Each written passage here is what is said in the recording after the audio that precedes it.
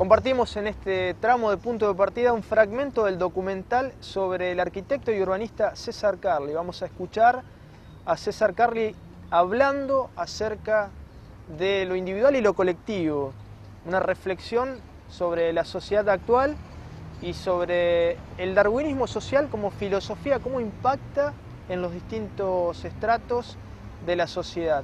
Lo escuchamos. Yo creo que tal vez resulte un poco ocioso, como dicen los españoles, decir que la sobrevaloración de lo individual y la omisión del concepto del servicio y de lo colectivo ha ocupado un lugar pregnante en la vida de los seres humanos. La resolución de la propia problemática. Por otro lado, el ser humano convocado por una cantidad de urgencias que la tranquilidad y la serenidad de hace muchos años no le exigía. Actualmente una persona está trabajando en un lugar y sabe que su trabajo es incierto, porque en ciertos momentos puede trasladarlo a otro lugar, o la empresa se va. Es decir, lo transitorio ha creado un estado de angustia generalizada en el ser humano actual. Nada es seguro. Pero fíjense que eso es una reflexión que uno puede obtener de observar los comportamientos sociológicos de los jóvenes actuales. La conformación de la dupla, a partir se produce la reproducción humana. En la época en que yo era joven, tenía una cantidad de exigencias que pasaba por, primero, largo conocimiento entre el varón y la mujer, la aceptación de uno y del otro, y así hasta llegar a la conformación de la familia. Era un proceso largo y además era una especie de proceso que se suponía que iba a ser eterno, hasta que la vida los separe, decía el cura, aquellos que se casaban por iglesia. Actualmente la cosa cambió. Actualmente la cosa es mucho menos definitiva. No hay nada definitivo, salvo la muerte. Como dijo el gran pensador, la vida es un chispazo entre dos eternidades. Y entre esas dos eternidades transcurre la manera de... Pero por el otro lado, la sociedad está dándole indicadores que uno no puede eludir. Por ejemplo, el amor, actualmente, se considera que también es un hecho que puede pasar, y es lo más frecuente entre los jóvenes. El amor no hay nada, forma parte de lo que no hay, que lo que no es definitivo, porque en realidad, si tendríamos que cualificar nuestra época, podríamos decir de que se terminó definitivamente todo dogma, todo concepto de lo definitivo, todo concepto de lo que es hoy, mañana lo va a ser y pasado hasta que muera igual, porque no es de ninguna manera así. Todo es transitorio, todo es voluble.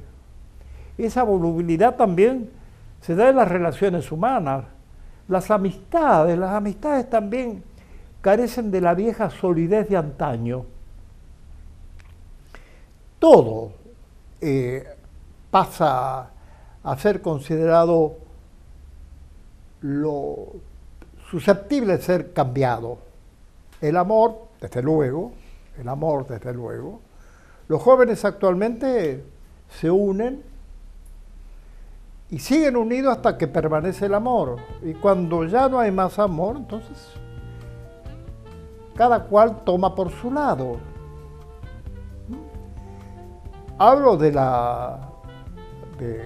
uno de los avances, que es realmente las relaciones no solo heterosexuales, sino homosexuales, ¿no?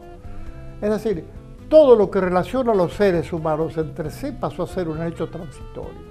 En el trabajo, en el amor, en la ética. También es un elemento.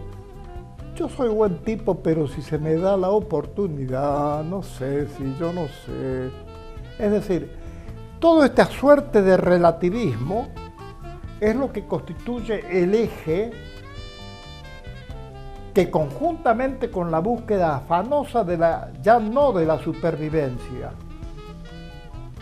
¿no?, del darwinismo social a que nos ha sometido el mundo actual, que no es el darwinismo animal, ¿no?, el darwinismo social, el ascenso a partir de la destrucción de lo que está al lado mío, no me importa, yo quiero subir. Todo este darwinismo social, que el capitalismo salvaje dice que llegan a los seres más dotados, los seres más dotados serán los más ricos. Es uno de los grandes absurdos, porque los seres más ricos son los que tuvieron la capacidad, la inflexibilidad muchísimas veces de destruir literalmente a todo aquello que se oponía a su ascenso. Es decir, esta especie de búsqueda afanosa de lo superavitario, digamos, yo tengo 10, pero podría tener 100, pero tengo ahora 100, pero voy a tener 1000, y tengo ahora 1000, pero voy a tener 10.000, y después voy a tener 1.000.000, después 100, 200. ¿Para qué quiere una persona tener más allá de lo necesario para vivir bien, para vivir dignamente, para alimentar a su familia, a sus hijos, sea varón o mujer? ¿Para qué tener más? ¿Para qué ese afán desmesurado, absurdo de apoderarse, apoderarse, apoderarse? Eso es una de las características que me parece que lleva al hombre a la guerra, que es para mí lo más deleznable que tiene el espíritu humano, la guerra. En eso coincido absolutamente con Albert Einstein. Albert Einstein dijo: si hay algo que me parece insoportable que una persona pueda marcar el paso con un fusil en el hombro para después tirarse en la tierra y matar a otro que ni lo conoce, eso lo dice Albert Einstein en un libro que yo tengo de cabecera. Toda esta especie de irracionalidad, que es sin embargo estimulada por el afán del apoderarse, de tener más, tener más. Ese mundo es el que en la pequeña escala lleva a que aquel que vive en una villa y que sabe que ya no hay movilidad social, porque en mi época, en la época que yo era muchacho, había lo que se llama la movilidad social. Un obrero podía empezar trabajando como obrero, después un empleado bancario, después se terminaba siendo contador y después gerente del banco. Es decir, había una movilidad. Desde abajo podía ir subiendo, la sociedad le permitía eso, hoy ya no existe. Ya no hay movilidad. Además se oponen todos los sistemas para que no ascienda. Entonces un proletario, una persona que vive en una villa de emergencia, que está condenado, porque al no haber movilidad, al no haber posibilidad de ascenso, está condenado a ser siempre un villero y que sus hijos sean un villero y que nunca puedan subir a otro lugar que no sea la condena que le ha dado la sociedad. Entonces, ¿qué es lo que hacen? La desesperación y matan. Esa es la base psicológica a partir del cual se cometen estos gravísimos problemas. Si la gente supiera, y esto me parece que es cuestión de reflexionarlo, si una persona supiera en una villa que el trabajo,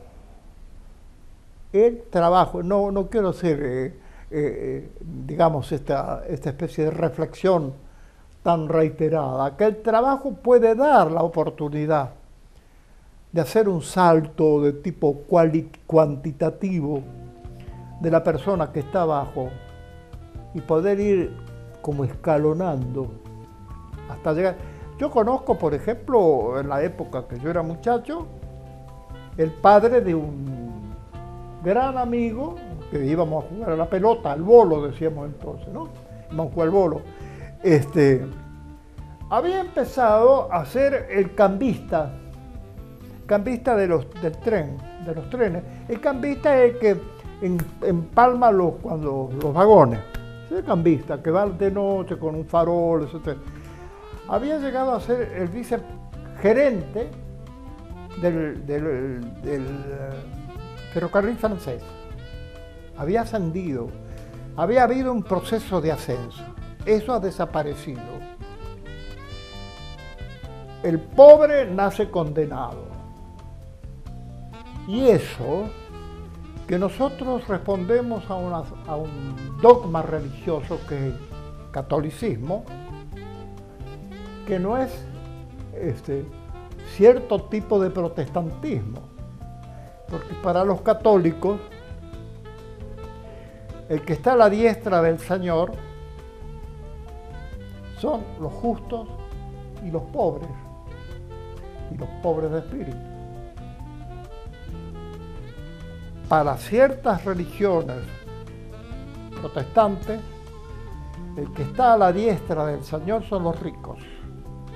Y los pobres están abajo porque no tuvieron la capacidad de subir hacia los ricos. Es decir, el darwinismo social llevado a la esfera de la ética, del proceso religioso.